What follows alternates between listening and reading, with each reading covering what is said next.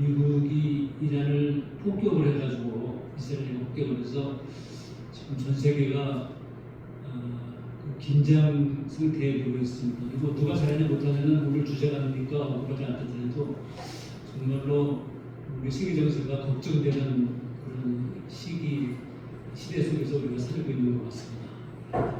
특별히 오늘은 우리 며칠 전에 조선인민민주공화국에서 당대회가 끝났습니다. 그 당대회에서 사실은 우리 남북관계에 대한 메시지가 특별하게 변화를 보이지 못했는데 당대회에 어떤 그 흐름으로 대회를 했는지 좀 살펴보면서 오늘 발표를 시작하도록 하겠습니다.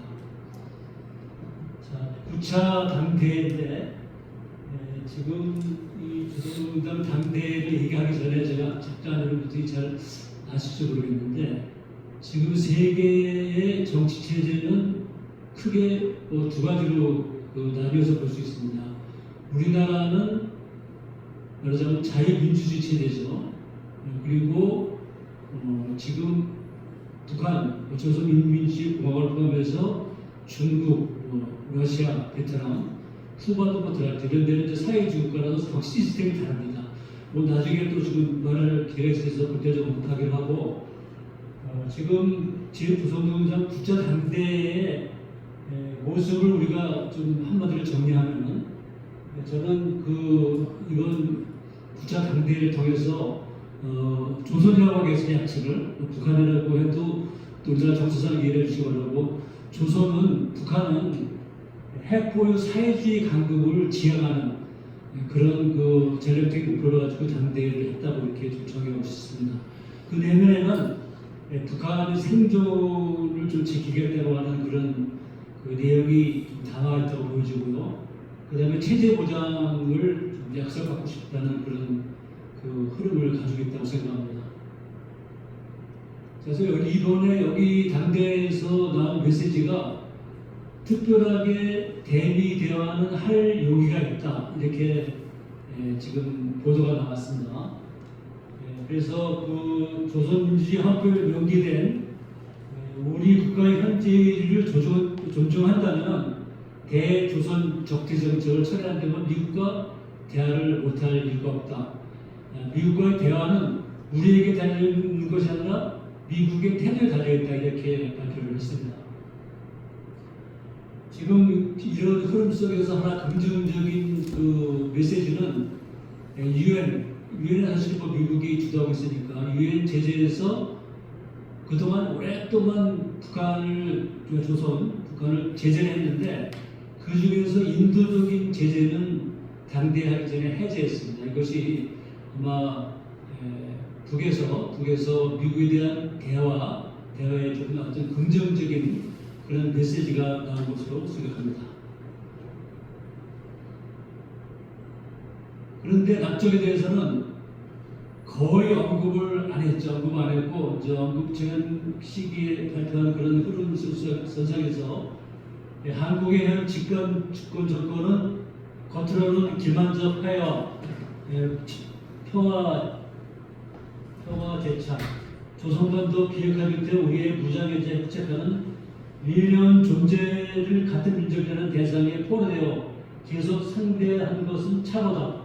한국을 동족이라는 범주에서 영원히 배제하고 남북관계는 통일적 특수관계라는 적대적인 두 개의 국가다 이렇게 해서 말하자면 남쪽에서 굉장히 부정적인 그런 메시지를 발표했습니다. 다만 이렇게 메시지를 발표하면서 당대 끝나고 연립형식에서 과거에는 북한의 아이스를 포함해가지고 최신 개발한 무기 이런 걸 다 같이 말하자면 연립형식에 나왔는데 이번에는 지금 무기를 전혀 없이 병력만 이렇게 나왔습니다. 이것은 말하자면 한반도에 지금 여러분 얘기하는 한반도 남북의 군사적 진작을 일본하지 않겠다는 그런 또 다른 메시지가 아닐까 그렇게 생각되십니다. 이게 보면은 사진을 제가 하나 인정했는데 이렇게 군인들만 이게 무슨 우크라이나 참전한 병사의 모습인지 모르는데 이렇게 군인들만 모습 나오고 무기는 전혀 나오지 않은 것은 우리가 지난 쓰기 쉬운데 굉장히 주목할 만한 그런 쪽으로 생각합니다. 자, 그 다음에 북한의 이런 태도에 대해서 우리 남측은 정세훈 통일부 장관은 지금 굉장히 잘하고 있죠. 북쪽의 그런 입장 발표에 일희일비하지 않고 한반도 평화 공정책을 흔들림 없이 밀고 나갈 것이다 이렇게 발표했고, 또 이재명 대통령은 3.1절 그 기념식에서 대립과 갈등의 시대를 끝내고 평화 공정 공영의 한반도를 향해 나가자 이렇게 메시지를 의연하게 발표했습니다. 북에 대한 그 화해 제스처죠. 그런데 지금 쟁점이 되고 있는 것은 북이 이렇게 우리한테 강경하게 나오는 게 주로 핵 문제입니다. 핵 문제. 핵 문제를 거론하니까 이 핵 문제를 거론하니까 말하자면 북이 변화되지 않는 그런 태도를 보이고 있는 건데, 지금 이재명 대통령은 수차례 외국 외국 보도기 언론기관과 인터뷰에서도 얘기를 했습니다. 우리가 비핵화를 얘기하는 것은 당장의 비핵화가 아니라 일단 핵 동결, 핵 축소, 핵 폐기를 이렇게 중장기적으로 가는 것이기 때문에 지금 당장 보고 비핵화를 주장하는 것은 아니라 이렇게 설명을 유찰했습니다.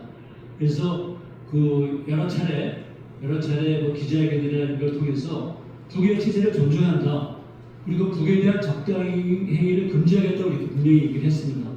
그리고 무슨 이재명 대권 정권이 바뀐 이후에 새 정부가 들어선 이후에 우리가 먼저 선제적으로 대북 전단 살포를 중단했고, 대북 확성기 중단했고, 대북 방송 중단 이렇게 했고, 최근에는 9.19 군사 합의 보건 방침을 밝혔습니다.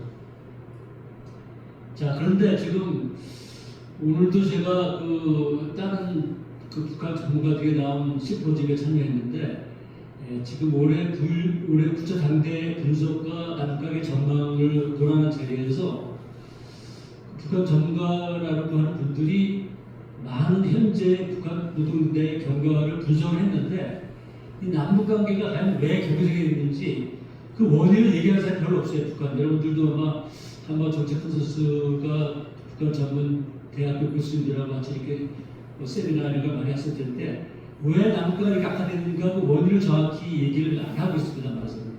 그래서 저는 통일 문제를 전문적으로 연구하는 사람이 아니고 오랫동안 일선의 통일운동을 하는 사람으로서 좀 다른 시각에서 남북관계가 어렵게 된 그 과정을 좀 설명을 해드리겠습니다.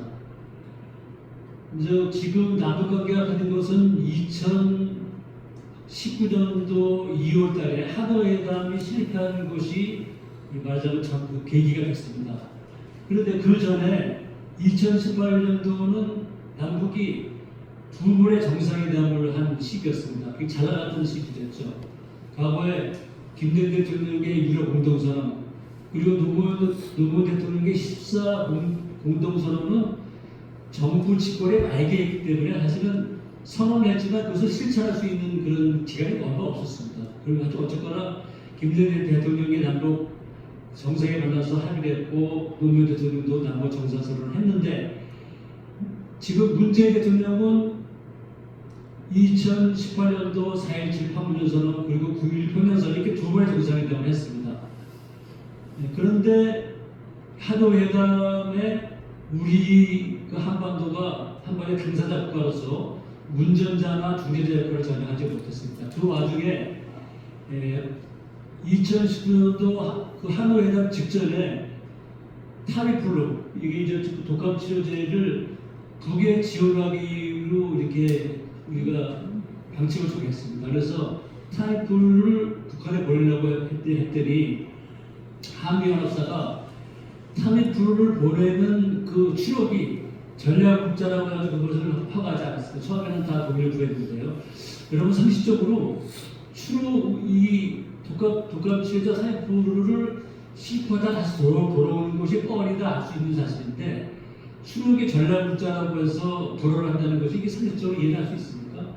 문제는 유엔사의 불어 방침보다도 만약에 좀 적극적으로 문재인 정부가 남북관계를 돌파할 의지가 있었다면 추록을 불어한다는 다른 방법도 있죠. 여러분 어떻게 하시겠어요? 여러분 꼭 보내겠다고 생각하면 여러분이 다 저기 어깨에 짊어지고 한 사람씩 가가지고 야람이 갈 수 있는 거죠, 그렇죠? 그러면 추억이라고 핑계를 해서 그걸 못 보낼 수는 없는 거죠, 그렇죠?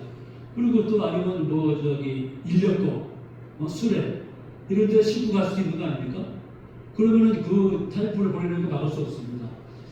또 그런 게 아니라면 이거를 일부에 보려고 하면 옛날 여러분은 아마 지금 세대가 금강산을 간 사람이 별로 없을 텐데 금강산을 처음에 갈 때는 육로로 못 갔습니다. 배 타고 동해로 한참 뒤에 나가서 그 북한의 군사시설을 저기 보호한다는 목적으로 동해를 한참 나갔다 뺑 돌아가지고 그 금강산을 관광을 했습니다. 그러면 만약에 우리가 배로 옛날 금강산 가듯이 금강산 그 배가 가듯이 이렇게 뺑 돌아서 가면은 그 영해는 지금 유엔사 나라이 아니죠. 보낼 수 있는 겁니다, 맞아요. 그러니까 이렇게 적극적으로 탄핵을 하나 못 보내는 그런 것이 그 문재인 정부의 말기에 말하자면 모습이었습니다. 네, 그런데 그 다음에 우리 북한은 매년 10년사가 굉장히 그 통일 그 정책에서 중요한 그런 그 세리머니인데 2019년 1월 달에 김정은 위원장이 10년사에서 금강산 강경 재개와 개성공단 재개를 아무런 조건 없이 다시 하겠다고 이렇게 발표를 했습니다. 근데 이거를 지금 여러분 보십시오. 금강산 다시 재개하고 개성공단을 재개하는 거는 물론 지금 그 유엔 미국 제재의 그 내용적으로 포함이 됩니다. 그러나 이것은 금강산 관광이든 개성공단이든 우리가 과연 보수적인 정권이 이명박 정부, 박근혜 정부가 한 그런 조치지 미국이 한 조치가 아닙니다. 우리가 한 조치이기 때문에 우리가 풀 수 있습니다. 그래서 또 이게 풀어서 진행이 안 된다 하더라도 개성공단을 다시 열고 재개하겠다고 그거는 또 관광을 재개하겠다 이렇게 우리가 답변을 한다면은 지금처럼 남북관계가 경색이 되거나 파탄이 나지 않는다고 저는 생각합니다. 이거는 무슨 얘기냐면은 지금 저기 2018년도 9.17 평양에서 9.18이 9월 18일인가요? 평양에서 15만 북한 인민들 앞에서 문재인 대통령이 우리 결에는 뭐 70년을 헤어져 살고 5,000년을 함께 살았다 이렇게 얘기하면서 굉장히 감동적인 연설을 했습니다. 그 얼마나 북한 인민들이 환호했습니까? 그런데 그 환호를 받은 이후에 남북관계가 얼어붙을 때, 북미 대화가 얼어붙을 때 문재인 정부가 아무런 한 일이 없습니다. 약속만 해놓고 그러니까 지금 이 하노이에다 그리고 지금 제가 문재인 회고록에 외교 통일관 안보 통일관계 회고록이 나와 있는데 그걸 보니까 거기 그런 얘기가 나와요. 문재인 대통령이 그 당시 북미 하노이 회담이 실패한 이유를 자체를 모르겠다. 그래서 상식적으로 이해할 수 있습니까 이게? 북은 당연히 우리한테 정보를 안 주겠죠. 미국이 우리한테 정보를 안 준다고 우리가 물어서 도대체 회담이 왜 결렬된지를 우리가 알아야 되는 거 아닙니까? 분단은 우리의 문제입니다. 우리가 당사자입니다. 우리가 당사자인데 아니 대통령이 이거 북미 하노이 회담이 실패했는데 그 이유를 모르겠다 이렇게 얼마 책을 보세요. 이렇게 나옵니다. 이게 우리의 이런 것이 이렇게 됐기 때문에 북이 그거에 대한 대응을 이렇게 개성공단 그리고 돈을 우리가 들여서 만든 건데 이렇게 폭파해버린 거죠. 개성공단 폭파한 행위를 우리가 긍정적으로 박수를 칠 수는 없지만 그걸 마냥 규탄할 것뿐만 아니라 왜 북이 이런 식으로 반응했는지를 우리는 역사적인 그 맥락을 정확히 이해해야 된다고 생각합니다. 자, 남북관계 그 파탄이 된 배경을 좀 설명을 하자면 우리는 박정희 대통령의 7.4 공동성에서부터 노태우 대통령의 남북기본 합의서 그 다음에 김대중 6.15 공동선언 노무현 14 공동선언 그리고 문재인 대통령의 판문점선언 평양선언 이렇게 여러 선을 통해서 많은 합의를 했습니다. 그리고 특히 문재인 대통령의 그 판문점 평양선언에서는 과거보다 훨씬 더 많은 그런 합의를 이뤄냈습니다. 그런데 이게 이제 하노이 회담 한번 딱 하노이 회담까지 끌어내는 과정에서는 문재인 정부가 역할을 했는데 이 하노이 회담 실패 이후에는 문재인 정부가 아무 역할도 하지 못했어요. 그 당시 그 언론에서는 문재인 정부의 그 말하자면 역할이 뭐 운전자냐 중재자냐 이런 거 가지고 언론에 논쟁이 있었습니다. 그런데 운전자건 중재자건 간에 그 회담 이후에 아무나 할 말을 못했거든요. 그러니까 지금 이 북에서 볼 때는 도대체 이거 그 대한민국하고 남쪽 정부하고 너무나 많은 약속과 합의를 했지만 다 정권이 바뀌면 다 그 원점으로 돌아가고 또 미국이 방해하면 아무것도 못한다. 얼마나 실망했겠습니까? 제가 북이 실망했다 해서 북의 입장을 선언하는 게 아닙니다. 그래서 이게 북의 입장을 선언한다는 게 특히 북에서 당장 무슨 그 색깔 문제가 일어나죠. 그게 아니라 남북계가 파탄된 북이 왜 그렇게 정세 판단을 했는지 통일 전략을 판단하는지를 우리가 이해를 하고 그거에 대처해야 된다는 얘기입니다. 북의 그 판단을 동조하는 게 아닙니다. 그래서 그 이유가 그동안 많은 그런 합의가 있었지만 아무것도 개선되지 않는다. 그러니까 남쪽 정부, 대한민국 정부에는 기대할 게 없다 이렇게 판단을 했다는 겁니다.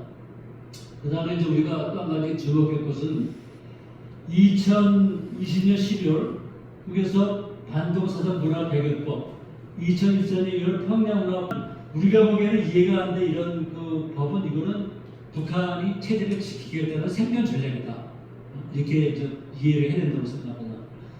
또 한 가지는 지금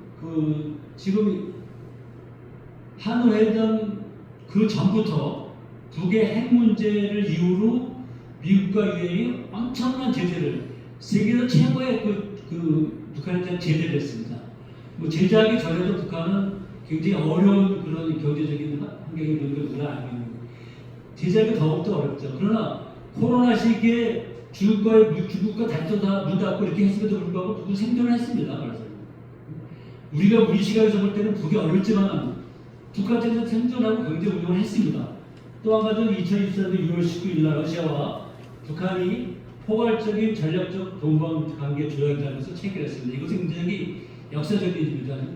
북한은 6.25 전쟁 때 사실은 전쟁을 일으킨 그런 당사자국이지만 6.25 이후에 비동맹 그 외교로서는 했기 때문에 이미 중국도 철수하라고 요구해서 철수했고 중국이나 러시아하고 무슨 군사적 그런 조약을 하지 않았습니다. 우리는 미국과 조약이 남아있고 미국이 맞춰 남아있지 않습니까? 이렇게 굉장히 자주적이고 그 비동맹 노선을 걸었는데 2014년에 러시아와 조약을 체결하면서 이것은 나중에 북한이 우크라이나 전쟁에 참여하는 그런 것을 기록을 했습니다. 그러니까 우크라이나 참여해서 어떤 조건으로 주고하는지를 우리가 자세히 모르지만 북한에 말하자면 숨통을 틔우는 그런 계기였기 때문에 이 과정에서 북한은 아무리 미국과 유엔이 제재를 하더라도 또 남쪽과 교류를 하려고 행전할 수 있다는 그런 자신감을 갖고 있다는 생각합니다. 말씀드린 대로 우리가 전 세계가 인정하는 유지 모델입니다. 그런데 우리의 한계는 뭐냐면은 민주적인 그 대북 관계에서 진보적인 정권이 계속 집권을 하는 것이 아니라 대북 관계에서 한수통일 노선을 주장하는 그런 그 보수적인 정부와 계속 정권이 바뀝니다. 그러다 보니까 지금 진보적인 정권이 북하고 합의한 사람이 보수적인 정부에서는 다 원점으로 되고 후퇴를 합니다. 그런데 이 점은 사실은 북한이 미국도 마찬가지고 미국도 선거에 의해서 유지되는 민주주의 체제고 우리 대한민국도 선거에 의해서 유지되는 체제이기 때문에 이렇게 정책이 바뀔 수 있는 그런 개연성이 있다는 걸 미리 좀 이해해야 된다고 생각합니다. 근데 여기서 예외는 독일이죠. 독일은 지금 진보적인 보수적거리 통일정책을 쭉 일관되게 유지했습니다. 그래서 여기서 우리가 한 가지 통일운동 진영에서 유의할 것은 남북대 이상으로 남남 대화를 해야 됩니다. 그런데 남남 대화가 우리가 좀 부족합니다. 그래서 우리가 지금 지속 가능한 남북 관계를 하기 위해서는 제도 법률 개혁이 필요하고 국민적 공감대 형성이 되어야 한다고 생각합니다. 자, 남북 관계 새로운 모습을 해야 됩니다. 피스메이커입니다. 피스메이커는 문재인 정부에서 운전자, 중재자 이렇게 얘기하고 아무것도 못하는 거와는 달리 피스메이커를 했기 때문에 이거는 좀 적절한 우리의 그 외교 전략이라고 저는 생각합니다. 그런데 이재명 정부의 통일 정책이 이해들어서 익스체인지 노멀리제이션 디뉴클리제에서 이렇게 얘기했는데 여기서 문제가 비핵화입니다. 비핵화. 비핵화는 아까 이재명 대통령이 당장의 비핵화가 아니라고 설명을 했지만 이것은 이렇게 평화무정에 이렇게 슬로건을 할 때 비핵화를 전면에 내서는 북한이 수용하지 않습니다. 이미 미국의 트럼프도 이미 북한은 핵을 가지고 있는 국가라고 여러 번 얘기를 했어요. 물론 미국 정부가 인정한 건 아닙니다. 그래서 이 지점에 우리가 남북관계가 잘 안 풀려질 원인이 있다고 생각하고요. 그 다음에 트럼프는 계속 얘기했습니다. 2015년 10월 24일 북한의 일종의 핵 보유국이라 생각합니다. 이게 대화를 하자는 제스처입니다. 제스처. 트럼프가 그리고 트럼프 정부 2기 때는 트럼프 내각이 다 트럼프 노선을 따지 않았습니다. 여러분 북미 한일회담 때 볼턴은 원래 북미 한일회담 멤버가 아니었습니다. 나중에 트럼프가 배설시켰습니다. 이거는 트럼프 대통령이 제가 해석하기에는 볼턴 보좌관을 안보부 특별안보 보좌관을 데려갈 때는 이미 그 회담을 성공하려는 의사가 아니라 이미 회담의 배반으로 작용을 해가지고 자기 그 당시에 미국 국내 자기 문제를 이게 모면하기 위해서 저는 데려갔다고 생각합니다. 근데 트럼프 이기는 비교도 아직은 지금 미국의 네오콘들이 뒷받침을 정확히 하고 있지 않지만 트럼프 이길 때까지 내각이 트럼프의 노선을 많이 따르는 사람들은 그렇게 구성이 되어 있습니다. 자, 그 다음에 트럼프가 그렇게 얘기하고 그 다음에 지금 국방장관도 그 이후에 정확하게 밝히지 않았지만 북의 핵지위를 인정했다는 그런 발언을 했습니다. 자, 보세요. 지금 우리는 미국이 주로 대통령이 아무리 북한과 대화 제스처를 하더라도 소위 네오콘 세력이 지금 남북관계가 진정되고 남북의 평화 오는 거를 오히려 반대, 부차적인 대회 이렇게 하는 걸로 많이 작용했는데 사실 미국 내에서 정부 내가 아니고 소위 그 전문가 그룹, 그 다음에 그 외곽 그룹에서도 남북 관계가 풀려야 된다고 생각하는 그런 것이 굉장히 많이 확대됐다고 이렇게 보고 있습니다.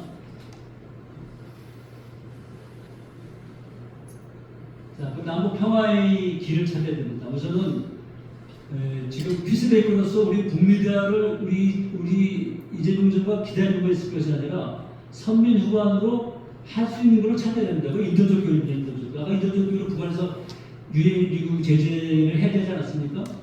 그리고 조속한 전사들을 환수해야 된다. 이게 왜냐면 얼마 전에 지금 대통령실에 안보 차장이 판문점 방문을 하려고 그러고 그 천주교회 주기율이 그 판문점 방문을 하는데 그 한미연합사가 불어있습니다.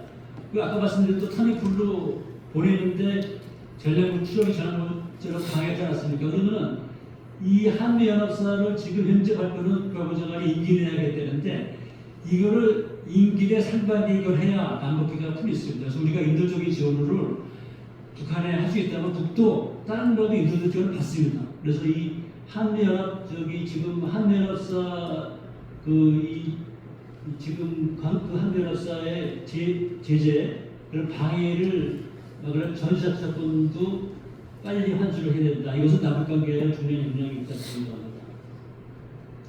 그리고 우리 내부에서는 북한 정부를 지원하는 것이 인도적 지원을 북한적으로 지원하는 것이 뭐 나쁘다는 그런 편견을 해소해야 된다고 생각합니다. 그 다음에 남북관계 지금 우선 우리가 아까 처음에 말씀드린 대로 지금 북에서는 3대 환정탑이라서 7.4 공동선언에서 설정했던 자주평화 민족 다단계 3대 그 탑을 없앴죠. 근데 이거는 7.4 공동선언에서 그동안 9.17 평양선언까지 합의한 내용을 다 북에서 비준을 하면 됩니다. 북에서 북이 아무리 우리를 폐쇄하려 우리하고 대화를 하지 않으려도 우리가 먼저 그동안 남북이 합의한 내용은 번복을 못하니까 우리가 북에서 번복을 만들었는데 이건 지금 국회의원들이 때 국회의원이 아무도 안 오셔가지고 이것이 우리가 해야 될 일이라고 생각합니다. 그 다음에 군사훈련 축소하고 그 다음에 경제기류인데 경제기류는 유엔과 미국 제재에서도 할 수 있는 게 많이 있습니다. 예를 들어서 관광의 경우도 지금 금강산 관광이 과거에 현대화산에서 집단으로 이렇게 있어 말하자면 관광을 하면은 그 자금이 보낼 때 유엔 제재에 해당되는데 개별 관광 우리가 사람 모셔가지고 개별로 돈 받고 가면 이거는 북한 미국 유엔 제재가 아닌데 이거 우리가 추진해야 된다고 생각합니다. 그 다음에 경제교류에서 지금 중국과 대만은 이미 경제교류를 벌써 굉장히 오래전부터 해왔습니다. 지금 대만에서 수출 1등 국가는 미국이 아니고 중국입니다. 수출 1등은 중국이고 그다음 대만입니다. 그러니까 군사적으로는 긴장하고 대립하지만 경제적으로 이미 한치 오래 왜 우리는 못합니까? 우리는 중국과 대만 교류를 며칠밖에 해야 된다고 생각합니다.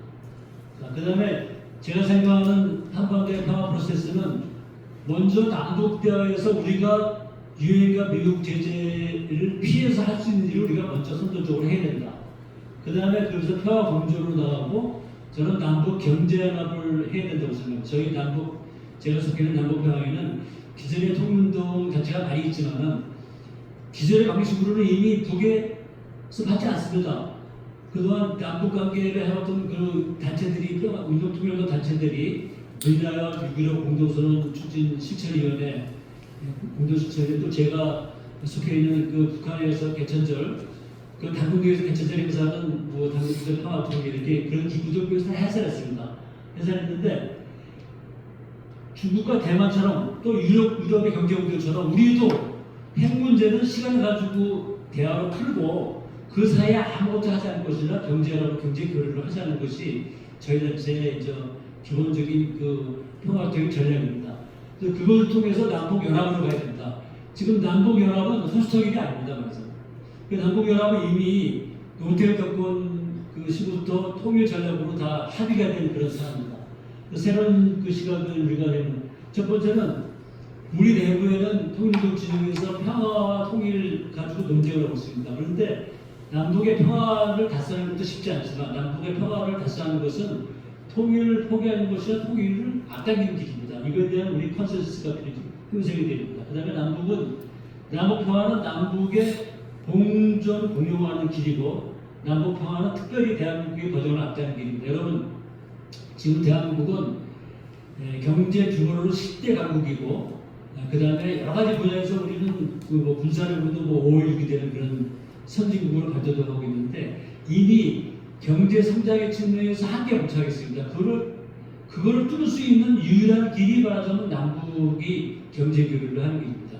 만약에 남북이 경제 교류를 하면은 그 시너지 효과는 우리가 상상하는 것 이상 여러분 전문직자들이 지금 우리 진보적인 그런 거에 연결하는 것이 여러 가지 일자리 많은 일들이 있는데 그것을 한꺼번에 해결할 수 있는 것이 남북을 경제 교류하는 길이라고 저는 생각합니다. 자 보십시오. 지금 얼마 전에 이재명 대통령이 그 CGP 만나서 서울 평양 비이지 고속 건설을 제안했습니다. 자 그리고 여러분 아시는 투자자 진노조수 이분은 나이가 드신 분인데 투자의 기재입니다. 이미 이 노조수가 공개적으로 북한은 남아있는 투자처다 세계에 이렇게 이미 얘기를 했습니다. 그리고 파주에 평화 말하자면 교류하고 하는데 자문위원입니다. 지금 진노조수가. 자, 그 다음에 이제 우리 자세히 말씀 안 드린다면은 이 북북항로 지금 우리가 주목받고 있는 그런 영역입니다. 이거 지금 북북항로를 하면은 이 부산이 이 물류의 거점이 되고 이것이 가져오는 그런 그 경제적인 효과가 대단합니다. 우리가 앞으로 해야 되는 겁니다. 그래서 지금 세계는 말하자면 군사적 그런 전쟁도 일어나고 긴장이 계속되고 있지만은 남과 북이 평화를 달성하면서 동아시아의 평화를 만들면 전 세계의 평화의 계기를 마련할 수 있다고 생각합니다. 여러분이 함께 남북 평화의 길을 만들어 주시기를 기원합니다. 고맙습니다.